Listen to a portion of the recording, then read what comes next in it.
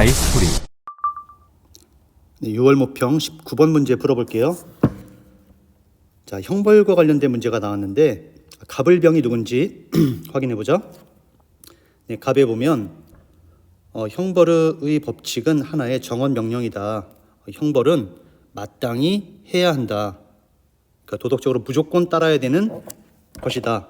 따라서 살인을 했으면 사형에 처해야 한다. 자, 이 정원 명령이라는 키워드와 조합을 시켜보면 우리가 칸트라는 것을 알 수가 있고요. 자, 을 보면 시민은 계약을 통해 자기 생명을 처분하기보다는 보존하려고 궁리한다. 아, 사회 계약의 목적은 자기 보존을 위해서 하는 거구나.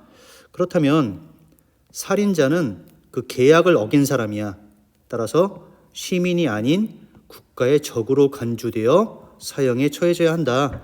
자, 여기 보면은 루소라는 걸 우리가 어렵지 않게 알 수 있죠. 자, 병을 보면 사형은 한 사람의 시민에 대한 국가의 전쟁이다. 사형에 대해서 굉장히 부정적이네요. 자, 그러면서 사형이 유용하지도 않고 필요하지도 않음을 드러냄으로써 나는 인도주의의 대의를 선취하고자 한다. 사형은 유용하지 못해. 왜냐하면 범죄 예방에 가장 효과적인 형벌이 아니야. 따라서 사형을 나는 반대해. 누구죠? 네, 베카리아죠. 자, 그러면 갑은 칸트, 을은 루소, 병은 베카리아. 자, 이제 선택지를 한번 분석을 해볼게요. 자, 1번을 보면 A와 F. 자, 칸트가 루소하고 베카리아에게 할 수 있는 말인지 한번 볼게요. 자, 살인자는 시민사회에서 제거될 수밖에 없다. 자, 이 부분을 살펴보면, 자, 루소는 살인자는 시민사회에서 제거될 수밖에 없음. 이 부분에 대해서 루소는 어떻게 생각하나요? 루소도 인정을 하지. 왜냐하면 루소 같은 경우에는 이 살인자는 사형에 처하거나 아니면 추방을 해야 한다고 하잖아, 그지? 자, 그렇기 때문에 이 파란색 밑줄 부분을 루소가 간과하지를 않아요. 그렇기 때문에 1번은 틀린 거예요. 그죠? 자, 다음으로 2번을 보면, 자, B니까 루소가 칸트하게 할 수 있는 말인지 한번 볼게요. 자, 사형은 국가 존립이 아니라 정의 실현을 위해서 집행되어야 한다. 국가 존립이 아니라 정의 실현을 위해서 집행되어야 한다. 자, 요 밑줄 친 부분을 우선 루소에게 한번 대입해 볼게요. 자, 루소 같은 경우에는 사형을 해야 되는 이유가 뭐야? 그렇죠. 사회 방위지. 루소 같은 경우에는 사회 방위를 위해서 그런 살인자를 처벌해야 돼. 그런데 여기 보니까 국가 존립이 아니라 틀렸죠. 국가 존립을 위해서 집행하는 거야.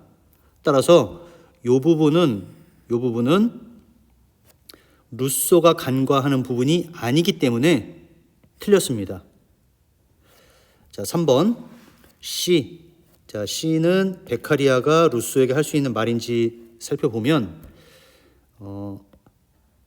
사회계약의 근거에서 모든 종류의 형벌이 집행될 수 있음. 자, 이 부분을 한번 볼게요. 사회계약의 근거에서 모든 종류의 형벌이 집행될 수 있음. 자, 이 밑줄 친 부분을 베카리아의 입장에 한번 대입해서 이제 맞는지 틀리는지 한번 판단해 보죠. 자, 베카리아 같은 경우에는 형벌의 근거가 사회계약이라는 것은 맞아. 그런데 베카리아 같은 경우에 모든 종류의 형벌이 집행될 수 있다고 보나요? 아니죠. 자, 베카리아 같은 경우에는 사형은 사회계약에 포함되지 않는다고 보기 때문에 모든 종류의 형벌이 집행될 수 있다는 것은 베카리아의 입장 자체에 부합하지 않기 때문에 누구를 향해서도 간과한다 이렇게 말할 수가 없는 거죠. 따라서 3번도 틀렸습니다. 다음 4번 D면 루소가 베카리아에게 할 수 있는 말인지 보면 사형의 선고와 집행은 살인자의 동의를 전제하지 않는다. 이 부분을 한번 루소 입장에서 한번 판단해 볼게요. 자, 루소 같은 경우에는 사회 계약을 맺을 때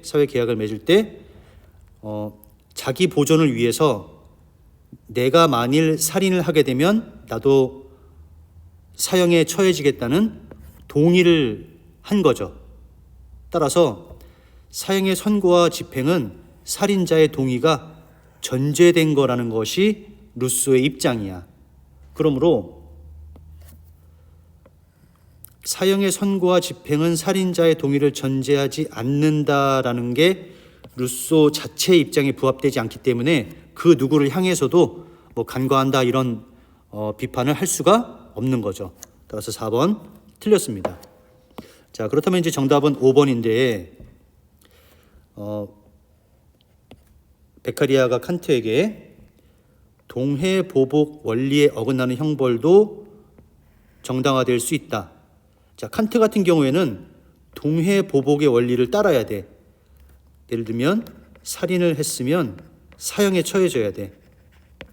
자, 그런데 베카리아 같은 경우에는 자, 살인을 했을 경우에 사형에 처하는 것이 아니라 동해보복이 아니라 종신노역형을 통해서